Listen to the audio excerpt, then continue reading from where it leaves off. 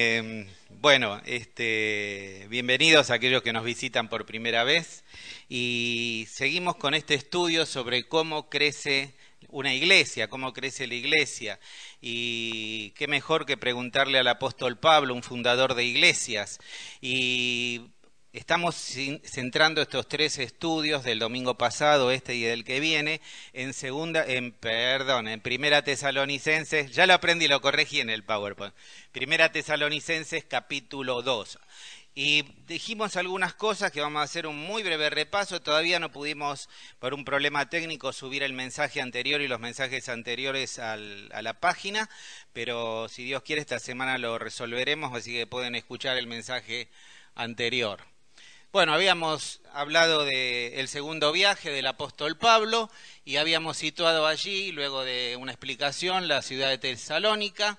Habíamos explicado algo sobre su fundación, a qué se debe su nombre y la característica que tenía, que era un centro importantísimo, era la capital de esa zona, cuando estaba el Imperio Romano, y era importantísimo. Y cómo el apóstol Pablo utilizaba estos centros poblados, cosmopolitas, que cruzaban rutas comerciales, centros comerciales, para poder entregar la palabra. Y de esa forma, que la palabra, una vez que las personas la recibían, lo pudieran llevar a otros lugares más distantes. Era parte de la estrategia del apóstol. Después vimos un trasfondo de la iglesia, habíamos hablado bastante de esto, simplemente los tres últimos puntos para ponernos en tema. Dice que era una iglesia joven, una iglesia muy jovencita en la fe. Era una iglesia que había fundado el apóstol Pablo y recibe informes de Timoteo que la iglesia estaba bien. Él estaba preocupado justamente porque necesitaban instrucción eclesiológica y escatológica. Era una iglesia que estaba perseguida. Hablamos de la realidad de la persecución de los judíos y la persecución de los gentiles sobre la iglesia, la conformación de la iglesia y también sobre la importancia de la instrucción porque se estaban filtrando falsos profetas y estaban enseñando cosas que no son correctas, que hoy vamos a hablar de eso. Perdón. Bueno, y Pablo nos da las pautas de cómo crece una iglesia. Y lo primero que habíamos aprendido, que no hay crecimiento en una iglesia sin esfuerzo. Y hablamos, bueno, del pasaje este, que después lo pueden leer, capítulo 2, 1, 2 y 9, lo mencionamos nomás porque vosotros mismos sabéis, hermanos, que nuestra visita a vosotros no resultó vana, pues habiendo antes padecido y sido ultrajados en Filipo, como sabéis, tuvimos denuedo en nuestro Dios para anunciaros el Evangelio de Dios en medio de gran oposición, porque os acordáis, hermanos, de nuestro trabajo y fatiga, trabajando de noche y de día para no ser gravosos a ninguno de vosotros, os predicamos el Evangelio. Y habíamos dicho como primer tema que la iglesia se construye, se edifica, se levanta con esfuerzo. Y hablamos de varios aspectos: la fertilidad del trabajo, la importancia de un trabajo no en vano, fértil como dice allí, luego la forma en que se trabajaba en medio de oposición, con denuedo, con esfuerzos, y la fidelidad del trabajo en cuanto a la perseverancia y la constancia en el compromiso que asumo en el ministerio, y definimos qué es ministerio, definimos un montón de temas importantes y hablamos de temas muy prácticos y que también la experiencia nos ha enseñado sobre la madurez espiritual, la inmadurez espiritual, y un montón de aspectos que creo que son muy importantes. Y sí dijimos que como último,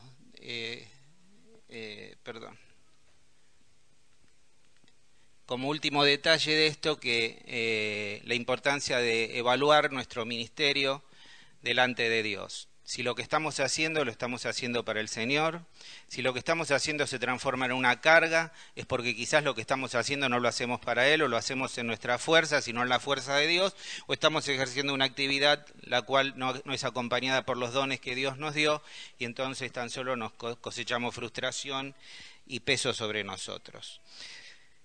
Bueno, muy bien, no vamos a volver sobre lo ya dicho, pueden después escucharlo. Hoy nos toca un tema importantísimo y es el segundo tema, la enseñanza. Pablo nos enseña que una iglesia crece en base al esfuerzo.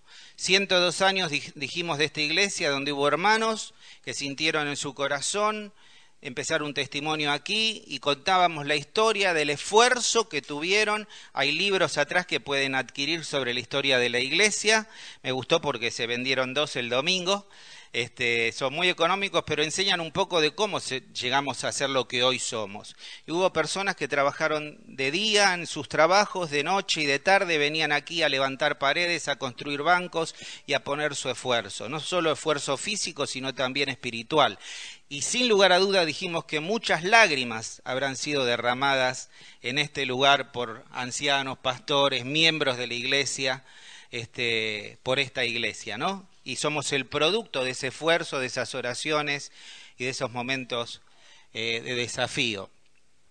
Pero en segundo lugar, es fundamental la enseñanza en la iglesia. Y vamos a ver qué nos dice esta selección de versículos.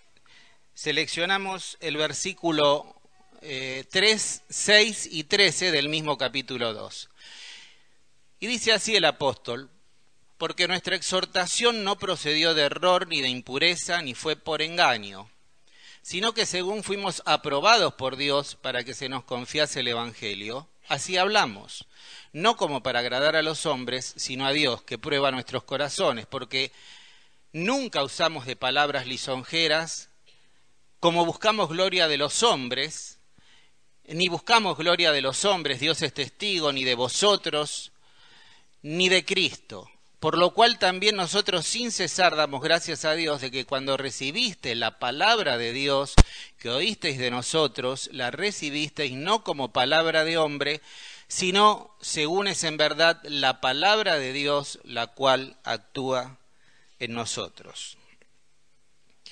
Pablo consideraba que era fundamental para la edificación de la iglesia, para la solidez de la iglesia, para que la iglesia no fuera sacudida por ninguna doctrina o filosofía, sea religiosa de las religiones circundantes o las filosofías griegas o cualquier impulso humano, una iglesia bien enseñada sobre las bases doctrinales de la sana doctrina, una iglesia enseñada, una iglesia que basa su estructura, su crecimiento en la palabra de Dios, es una iglesia firme y es una iglesia saludable, porque es una iglesia que transmite vida.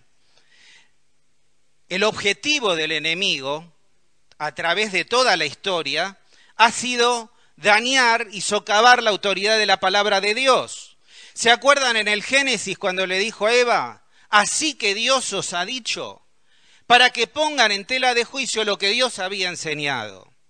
Y desde ese momento hasta ahora el foco del enemigo ha sido destruir la Escritura, porque sabe que la palabra de Dios es aquello que nos ayuda a crecer como iglesia, a crecer como cristianos, con tal firmeza que se transforma en algo, como diría en Mateo, esa casa construida sobre la roca, ¿no? Inamovible. Podrán soplar vientos, haber problemas, dificultades, vientos de doctrina que cada día soplan de acá para allá. Todos los días nos encontramos aquellos que hacemos teología con cosas nuevas, pero la palabra de Dios es firme y sobre ella puedo edificar mi vida y puedo edificar la iglesia.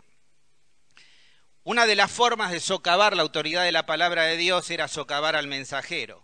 Y vemos que los enemigos, impulsados por el enemigo máximo de Dios y de la iglesia, que es Satanás, estaban poniendo en tela de juicio la autoridad de Pablo. Y decían: pero miren quién les predicó a los tesalonicenses. A ustedes les predicó un delincuente, alguien que estuvo preso en la cárcel de más adentro, que fue llevado preso, alguien que se anda escapando porque es perseguido. Miren qué grado de bajeza de parte de sus enemigos. Pero ese que se dice ser apóstol, sí no es apóstol, no es de los 12. Y Pablo tiene que reafirmar su certificado apostólico, demostrar que sí cumplía con todas las normas que exigía un apóstol. Pero también estaban socavando su mensaje de todas las formas posibles, hasta mandaban cartas, lean 2 Tesalonicenses, ahora sí, capítulo 2, cuando dice que habían llegado cartas como si fuera de la mano de Pablo, y le dice: mire, no son cartas que mandé yo, esa enseñanza no es mía. que decían que el Señor ya había vuelto, y si el Señor ya había vuelto, ¿para qué vamos a tener la iglesia? Le socavás la esperanza a la iglesia. ¿Qué nos mantiene, hermanos, firmes en medio de estos tiempos? Saber que el Señor viene, saber que el Señor es una realidad, saber que estamos atados y asidos a una esperanza viva. Socavaba de todos los medios posibles la enseñanza. Al ser una iglesia perseguida por su fe, ser perseguido por su cristianismo, ser encarcelados por su cristianismo, ser dejados por la familia por su cristianismo y muchos muertos por su cristianismo, vemos que esa iglesia perseguida se mantenía fiel y firme sobre la base de la palabra de Dios. Si se socavaba la base, la iglesia se derrumbaba. Por eso estaba tan preocupado el apóstol, por eso es que cuando Timoteo viene con buenas noticias, dice que es como, hablando en criollo, él dice volví a vivir, como si le hubiera vuelto el alma al cuerpo. Eso es lo que nos dice Pablo ahí en 1 Tesalonicenses. Revivió. Ahora sí estoy tranquilo. Pero sabía que el enemigo no para, no se detiene. Y el enemigo tiene como foco destruir la enseñanza de la iglesia. Hermanos, tenemos que tomar esta responsabilidad como iglesia de Cristo. Defender la sana doctrina. Defender la Escritura. Hace 102 años que en este lugar se predica a Cristo y Cristo crucificado. Se habla del pecado, se habla del arrepentimiento, se habla del infierno y del cielo. El evangelio total, completo, así como nos fue recibido. Ese evangelio que cambió nuestra vida, es el evangelio que debemos predicar. Le guste a quien le guste y le pese a quien le pese.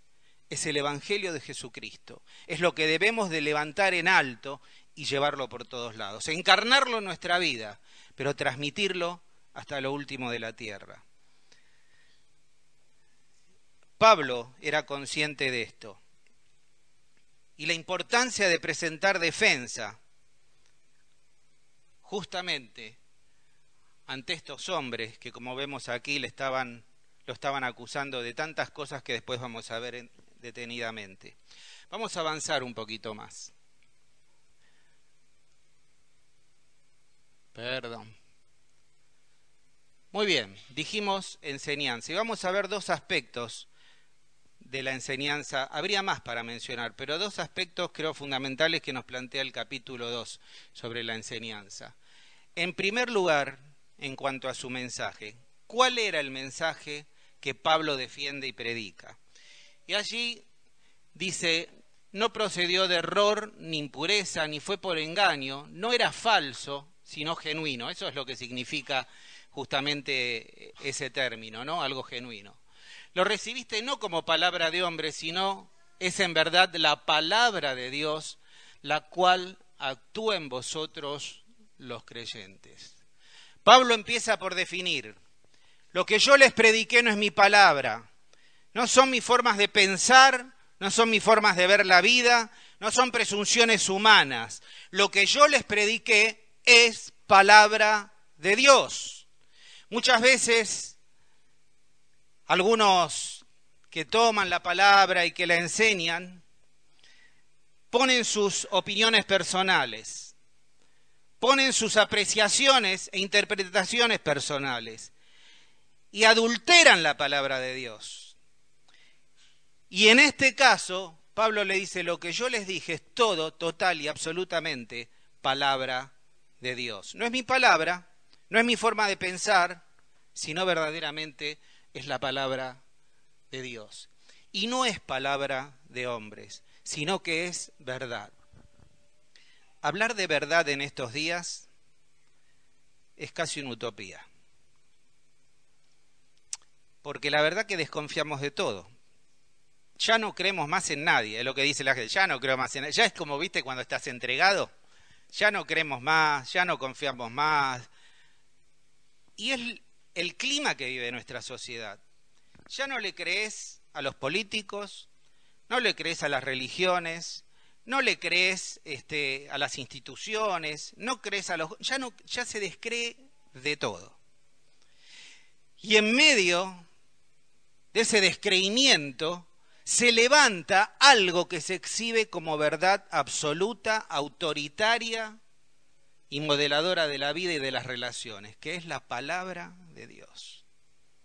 verdad absoluta. Verdad absoluta. ¿Y cómo sé que es verdad? ¿Cómo sé que es palabra de Dios? Porque allí abajo, yo lo señalé, dice, actúa en vosotros los creyentes. Y vos y yo, hermanos, somos el testimonio de que la palabra de Dios es verdad. Porque vino a mi vida, me cambió, me transformó, ha hecho milagros y maravillas que solo Dios puede hacer a través de su palabra. Porque es viva, porque es eficaz, porque es penetrante, porque no transforma a la persona, la hace nueva, nuevas criaturas.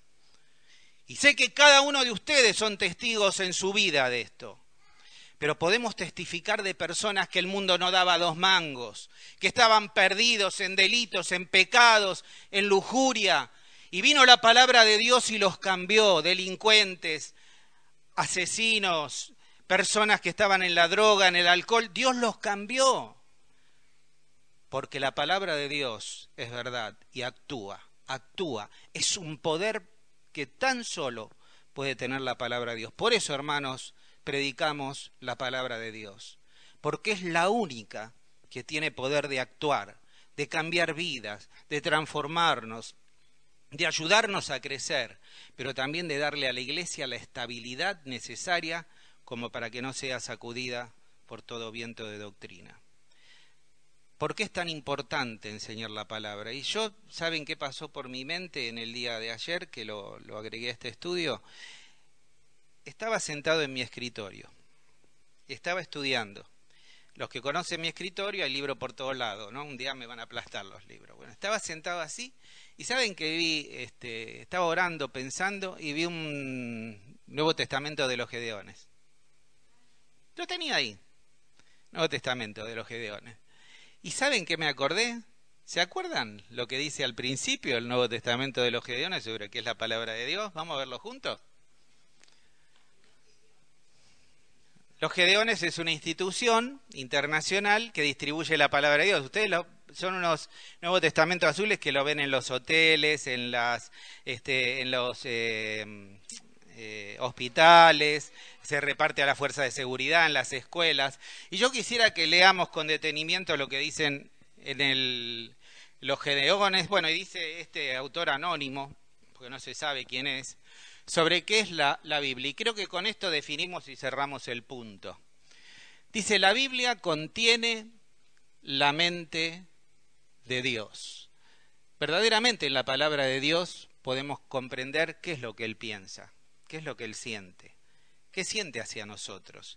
Y a través de la manifestación de Cristo vemos su corazón, vemos su motivación, vemos lo que valemos para Él. ¿Querés conocer a Dios? Conoce a Cristo. Y dice que contiene la mente de Dios. Él allí nos dice lo que necesitamos saber, no todo, pero lo que necesitamos saber para vivir. Nuestra condición nos confronta con nuestra condición de pecadores, perdidos, de la necesidad que tenemos de Dios.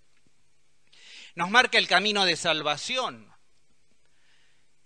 Nos dice cuál va a ser el destino de los pecadores, el infierno, la lejanía de Dios por la eternidad.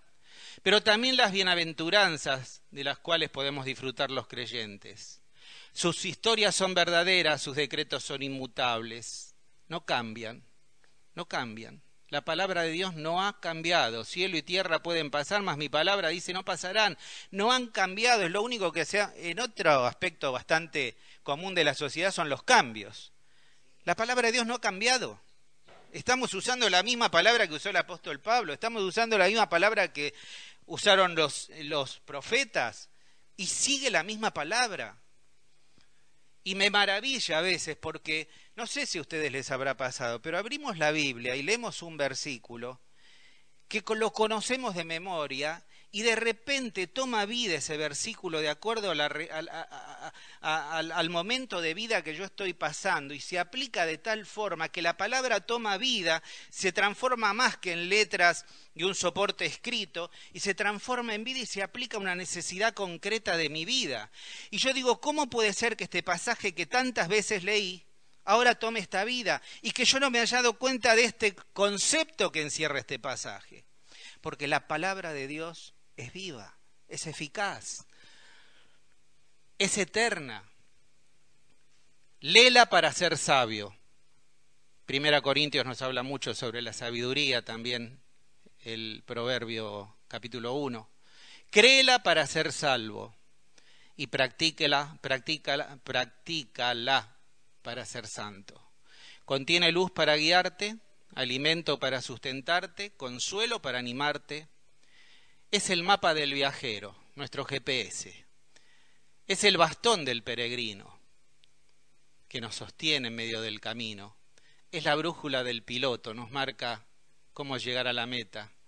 Es la espada del soldado, no para tenerla enfundada, sino la espada del espíritu la tenemos que tener en pleno uso. El cielo es abierto y las puertas del infierno son descubiertas. Cristo es su tema principal. Nuestro bienestar es su propósito y la gloria de Dios es su finalidad. Debe llenar la mente, gobernar el corazón y guiar los pasos. Léela con calma, con frecuencia y con oración. Te ha sido dada en vida, pero va a ser abierta en el juicio. Y será recordada para siempre. Incluye las mayores responsabilidades, recompensará los mayores trabajos y condenará a todos los que tratan con ligereza su sagrado contenido. Qué maravilloso, ¿no? Que es la palabra de Dios, y es la palabra que Dios nos ha dado acá en este soporte escrito. ¿Qué es esto, hermanos? Un libro, tinta, letras, una impresión, papel. Pero para nosotros es todo, es la palabra de Dios, verdadera en medio de un mundo descreído, algo firme y sólido sobre lo cual edificar la iglesia y edificar mi vida. Y podrán soplar vientos de doctrina, pero no van a lograr conmovernos. Y esta es una responsabilidad de cada uno de ustedes, de mantener esta firmeza y esta pureza doctrinal. Preocuparse en estudiar la Biblia, preocuparse en aprender la Biblia, hacerla parte de la vida de ustedes, carne, darse cuenta que es el alimento vital para poder caminar por este mundo. Darnos cuenta que nuestra vida va a ser firme tan solo cuando yo cumpla y, como dice allí, guarde esta palabra. Tenemos tanto tiempo para tantas cosas y tan poco tiempo para la palabra de Dios. Tan poco tiempo para la palabra de Dios. Tan poco tiempo para la oración. Muy bien, no quiero avanzar más. Seguimos con este punto sobre la enseñanza. Y vamos a ver algunos aspectos en cuanto al método. Hablamos del mensaje, un mensaje cristocéntrico, un mensaje basado en la palabra de Dios, un mensaje verdadero, un mensaje que le dice a los tesalonicenses, ¿quieren darse cuenta ustedes si esto es verdad? Fíjense sus vidas. Antes estaban entregados a los ídolos, ahora a Dios. Antes estaban en el judaísmo, ahora son cristianos.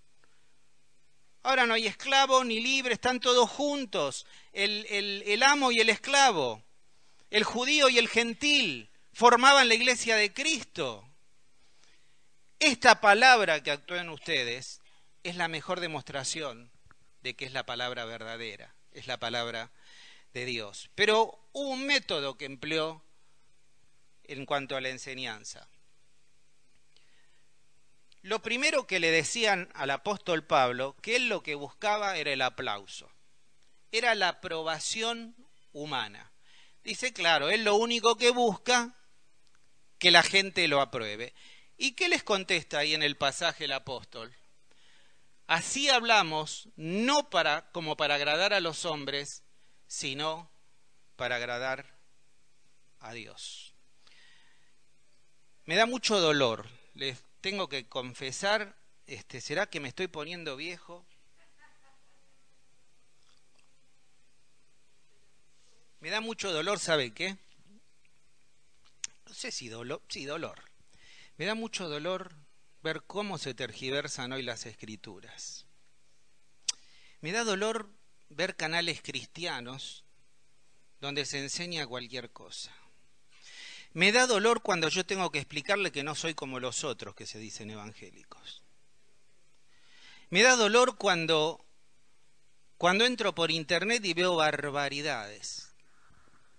y veo cómo la palabra de Dios se tergiversa, y mucho por esto, por agradar el oído humano, por buscar la cantidad, por buscar un mensaje suavizado, un mensaje endulzado, un mensaje que no hiera, que no dañe. El propósito es juntar gente, juntar cantidad, y en lugar de un mensaje de salvación pasamos a un mensaje de inmobiliario. ¿Querés cambiar tu casa? Vení a la iglesia. ¿Querés un ambiente, dos ambientes? Bueno, mira, ahora te podés tener una casa. ¿Querés cambiar el auto? Mira, tenemos un 0 kilómetro. Vení a la iglesia, poné tanto y te vamos a dar un 0 kilómetro. ¿Estás enfermo? Vení que te vas a curar. ¿Te falta plata? ¿Te falta trabajo? Vení que lo vas a tener. Ahora, creo que ninguno de los que estamos acá duda que Dios es dueño del oro, la plata, y puede darnos prosperidad y bendición. Puede darnos sanidad, puede darnos un trabajo, puede darnos un auto, puede darnos una casa, y aún sin recursos nuestros. Pero hermano, yo no puedo hacer de eso el centro del Evangelio, el centro de la palabra. Porque el único que me interesa es que la gente cuando escuche se agrade, y venga, y se engañe, y sean ciegos que siguen ciegos. Pablo decía, no hablamos como para agradar a los hombres, sino a Dios. Y si hay algo que yo destaco en el apóstol Pablo, es justamente esto. Él no buscaba agradar a los hombres. Les voy a dar un solo ejemplo, miren, para ver qué de lo que Pablo hacía. Capítulo 17 de Hechos. En el capítulo 17 de Hechos vemos el alboroto en Tesalónica. Vemos cómo empezó la obra en Tesalónica. Y tuvo que salir huyendo de Tesalónica porque los judíos querían liquidarlo. Va a Berea y en Berea también lo sacan corriendo, porque los mismos de Tesalónica lo persiguieron a Berea. Pero bueno, más allá de todo esto termina en Atenas. Y dice que cuando entró a Atenas, dice que el corazón de Pablo se dolió porque vio cómo estaba toda la ciudad entregada a la idolatría. Ahora, una ciudad absolutamente idolátrica, y vemos que él, no voy a leer todo el pasaje por amor al tiempo, pueden leerlo después en sus casas a partir del verso 16, dice que él pasaba predicando en la sinagoga, en las plazas, en todo lugar predicaba el Evangelio de Jesucristo, predicaba la verdad de Dios. Como dije antes, le pese a quien le pese y le guste a quien le guste. Y muchos creían. Tanto es así que dice que un día lo invitaron a un lugar, el Areópago. El Areópago es el lugar de discusión, el lugar de los filósofos, el lugar de las nuevas ideas, el lugar, ¿cómo? La plaza, muy bien. Era el lugar donde se juntaban. Y dice que allí había un montón de ídolos y había un pedestal que decía el Dios no conocido. Estaba el Dios este, el otro, el otro, el otro, el otro. Había muchos templos en Atenas, algunos se conservan hasta hoy. Pero vemos que ahí decía el Dios no conocido. Y vemos cómo Pablo, puesto en ese lugar y puesto de pie, le destruyó con 3 sablazos, por decir así, o lo barrió 3 veces, le barrió todas las creencias de esa gente que tenía ahí. En primer lugar le dice que les predica al Dios no conocido. Y dice que allí, tan solo una selección de versículos, porque no es este el propósito de esto, sino un ejemplo. Al que vosotros adoráis, pues sin conocerle, Dios le hizo, el Dios que hizo el mundo, todas las cosas que en él hay, siendo Señor del cielo y de la tierra, no habita en templos hechos de manos humanas, ni es honrado por manos de hombres, que si necesitara algo, pues él es quien da a todos vida, aliento y todas las cosas. Verso 23 al 25. Lo primero que hace, le destruye la teología. Le dice, acá no hay dioses en el Olimpo. No tiene sentido que vayan a los templos, esos templos majestuosos, de mármol, lujosos. ¿Saben por qué? Porque el que yo les predico es el único Dios, no hay otro. No hay Olimpo, no hay Hércules, no hay Zeus, no hay nadie. Dios, uno, creador de todas las cosas, del cielo y de la tierra, y todo está bajo su dominio. A quien yo les estoy predicando es el único Dios. O sea que empiecen a voltear los templos, a bajar los ídolos, liquiden todo eso, porque no sirve. Imagínense el golpe terrible que le dio en el medio de la frente. Todas sus creencias, todos sus dioses, se los volteó de una. Le dijo, hay un solo Dios verdadero, y es el que yo les voy a predicar. En segundo lugar, y encima le dice que no habita en templos hechos con mano, que habita en el corazón de las personas.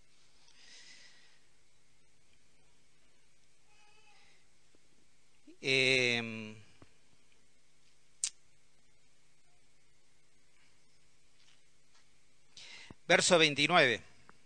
Siendo pues linaje de Dios, no debemos pensar que la divinidad sea semejante a oro, o plata, o piedra, o escultura de arte y de imaginación de hombre.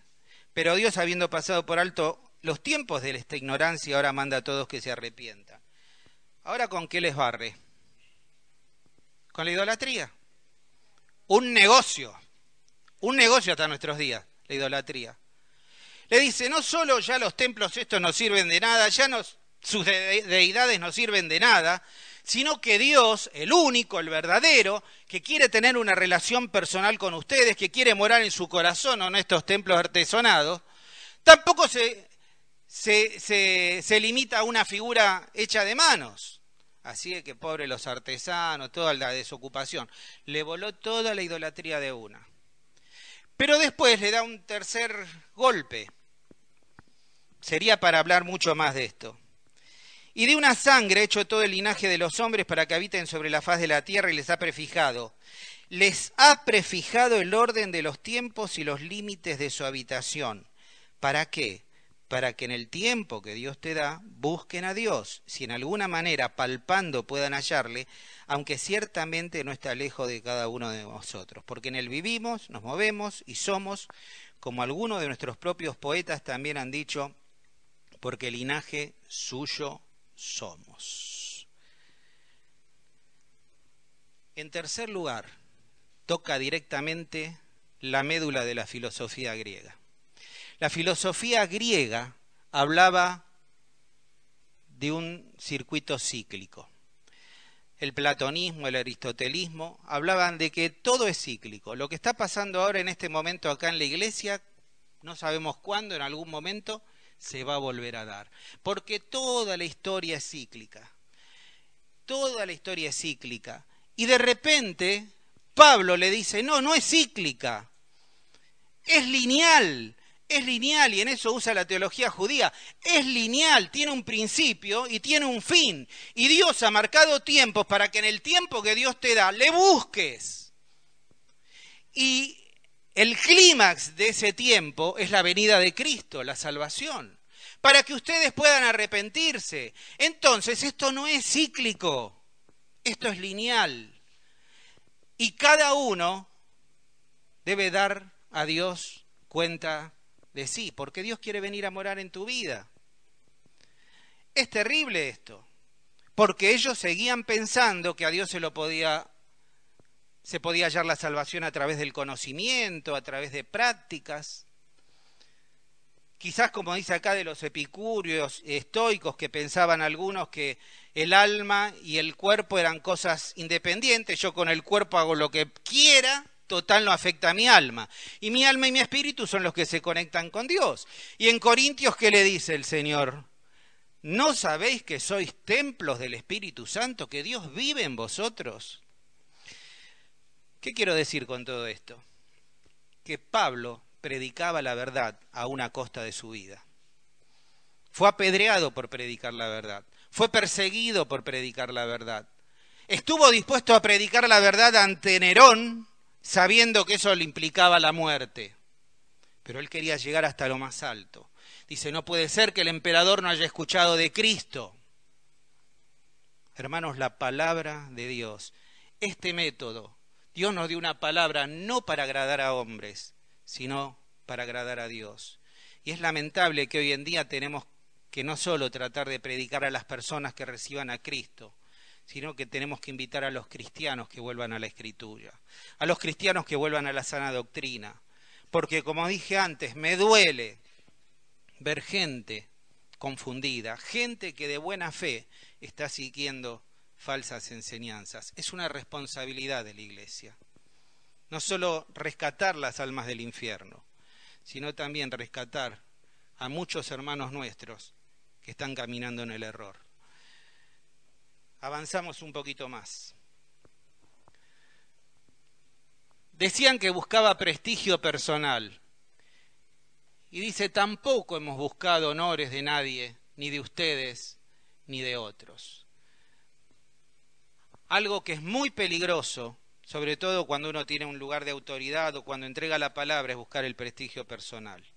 Si hay algo importante en la vida del apóstol, que el hombre se perdía dentro del mensaje.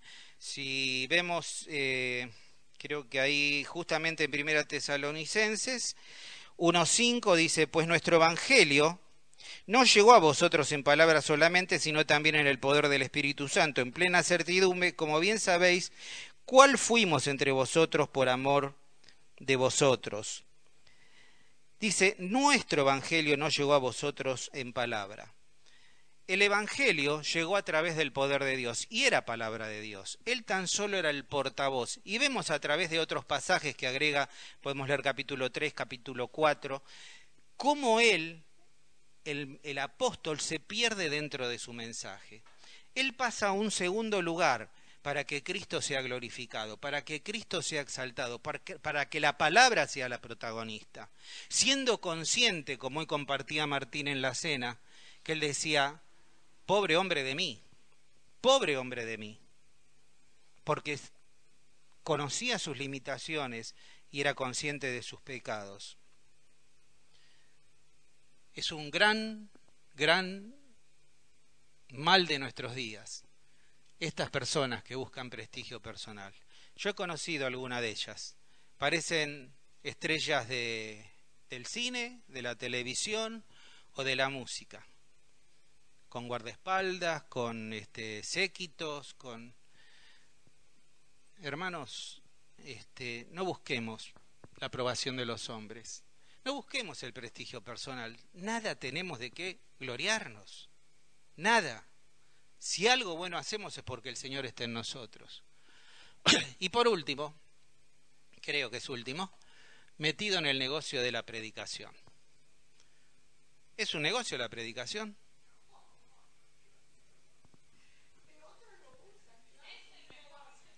Es el mejor negocio, porque se negocia con la necesidad de la gente. Y entonces, ¿qué le decían al apóstol? Le dice, no, ¿saben lo que pasa? ¿Saben lo que pasa? Pablo lo que busca es lucrar con esto, porque está metido en el negocio. Había muchos predicadores itinerantes que estaban metidos en el negocio y que utilizaban a la iglesia no para vivir para Cristo, sino para vivir de Cristo. Y le sacaban la plata a los cristianos y les obligaban a que los alojen. Tanto es así, no sé si ustedes saben, estaba la Didaché, ¿cómo se diría, Pepe? ¿Didaché? Está sumiso en sus pensamientos. Bueno, que era justamente la doctrina apostólica, la de los 12. Y en un lugar, ¿saben qué dice? La Didaché dice, si ustedes lo visita algún apóstol, deben honrarlo de acuerdo, cuando hablo apóstol hablo de 12, nada más. Si ustedes lo visitan algún apóstol, tienen que recibirlo, tienen que darle la honra como apóstol de haber estado con el Señor. Dice, invitarle a comer 1 o 2 días. Si ya se queda 3, ya es mucho. Que trabaje. Muy bien, Pepe. Y después, a continuación, dice lo que compartió Pepe. Y si pide dinero, ¿qué es? Falso profeta. Esto circulaba antes del año 100, era la doctrina apostólica, la que hicieron los 12. O sea que ya en ese momento había gente que lucraba con la fe. Hoy, otra que tirar la manga. Hoy hay mucha gente que se enriquece con esto. ¿Y qué le contesta el apóstol? Como saben, nunca hemos recurrido ni a las adulaciones, a que te pasen la mano por el hombro, ay, qué lindo, ni a las excusas para obtener dinero. Dios es testigo. Aunque podíamos, seros carga como apóstoles. Podemos mostrar la chapa. Yo soy apóstol. Y ustedes van a tener que... No. La humildad era tal de Pablo que él no mostraba la chapa, sino que dice que para no ser gravoso, dice, ¿se acuerdan? En Tesalonicenses trabajó. Y donde iba, trabajaba. Y no solo trabajaba, sino que predicaba, lo cual es un desafío para nosotros, ¿no? Hizo la obra que hizo también trabajando. Porque él no quería ser gravoso, porque no estaba metido en el negocio de la predicación. Y hoy vemos mucha gente metida en este negocio. En el negocio de la predicación, en el negocio del merchandising. Y vemos que a veces se utiliza el evangelio y la fe para lucrar. Qué triste, ¿no? Que esto que ya estaba en ese momento, que lo acusaban a Pablo y Pablo tiene que defenderse, hoy en día sea una realidad. Vemos estos aspectos y muchos otros que podíamos haber mencionado. Una iglesia se construye con el esfuerzo, pero una iglesia se construye con la enseñanza. ¿Qué lugar ocupa la palabra de Dios en tu vida? Una vez creo que lo comenté acá, me preguntó un hermano, me dice, Carlos, ¿cuál es la línea para la iglesia? ¿Qué persigue la iglesia? ¿Cuál es el proyecto para la iglesia? ¿Cuál es la identidad de la iglesia? Y yo le digo, no hay una identidad que fije los ancianos o un pastor, aunque la puede haber, ¿no? En algunas iglesias. Le digo, acá la identidad se afirmó sola. ¿Por qué viene la gente a esta iglesia? Pregunto. ¿Eh? Por la palabra. Por la palabra. Por la palabra. Por eso queremos tener en alto la enseñanza de la palabra de Dios, porque consideramos que es lo más importante, la palabra de Dios. Si falta esto, falta todo. Y es un desafío para cada uno de ustedes de prepararse, de aprender, de capacitarse. Cuanto más aprendo, cuanto más sé, cuanto más estudio, y ustedes saben que estudio, más ignorante me siento. Es una cosa increíble. Es una cosa increíble. Y cuanto más avanzo académicamente, peor me siento. Es insondable la palabra, pero hermanos, tenemos que aprenderla. Nos conformamos con lo que nos dan el domingo, nos conformamos con lo que leemos en el devocional, nos conformamos con lo que dice el pastor. Eso no es el alimento que Dios quiere que recibamos. Dios quiere que nos nutramos totalmente de la palabra de Dios. Como dije alguna vez de aquel hermano que me maravilló, que una vez estaba enseñando la palabra de Dios, y esto ya lo comenté, y la gente se abrió a preguntas, y uno le preguntaba, hermano, tal cosa, hermano, tal otra, y el hermano decía, bueno, me preguntan, mire, vamos a 1 Tesalonicenses 2:3, vamos a Oseas, y me maravilló, porque era una concordancia viviente. Entonces, cuando termina la conferencia y las preguntas, le digo, mire, perdóneme, hermano, pero le quiero preguntar algo, porque la verdad que me siento por su memoria, por cómo, porque cada respuesta daba una concordancia de versículos para apoyar la respuesta. Y me dice, ¿sabe lo que pasa? Que yo leí el pasaje que dice que el hombre, la mujer, va a vivir con toda palabra que sale de la boca de Dios, la tentación de Cristo. Dice, ¿cómo va a vivir? El hombre va a vivir con toda palabra. Dice, y yo desde ese momento me dije, yo quiero aprenderla toda, quiero comerla toda, quiero saberla toda. Y desde ese momento en adelante puse como prioridad en mi vida conocer profundamente toda la palabra de Dios, del Génesis al Apocalipsis.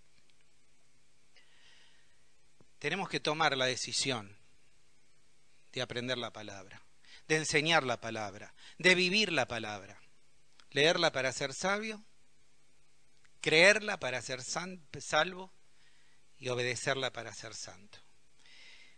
Y antes de terminar con un texto nada más, la exposición de hoy,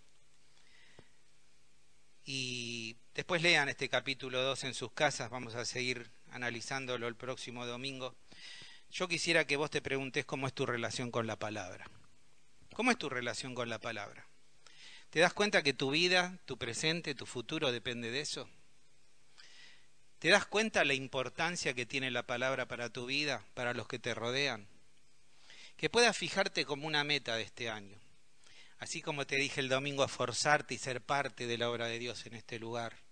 También de conocerla toda, de comerla toda. Hay tantos medios, tantas formas. Qué hermoso ver una iglesia sólida, firmada en la palabra, con hombres y mujeres que se levantan con un profundo conocimiento bíblico. Estamos carentes de conocimiento bíblico, estamos carentes de gente que lea, estamos carentes de gente que quiera estudiar. El estudio bíblico lleva mucho tiempo, lleva un compromiso enorme, pero tenemos que estar dispuestos a hacerlo. A mí no me alcanza el tiempo y no creo que me vaya a alcanzar la vida, pero lo bueno es empezar algún día y tomar el desafío. Y si vos todavía nos visitás y no has dado tu vida al Señor, yo te pongo frente a la autoridad de la palabra, no de la iglesia de Floresta, no de este pastor, ante la autoridad de la palabra de Dios, que dice y ordena que todo hombre y toda mujer se arrepienta de sus pecados y crea en el Señor Jesucristo como Salvador. Que vos puedas poner en este día tus pecados en las manos de Dios y decir, Señor, perdóname, creo que Jesucristo murió en la cruz del Calvario por mí, que derramó su sangre para limpiarme de mis pecados, que resucitó y ese poder puede hacerme una nueva persona. ¿No querés en este día que Dios te haga una nueva persona? ¿No querés que Dios te libere de esa mochila, de esa carga de tus pecados, de tus fracasos, de tus errores?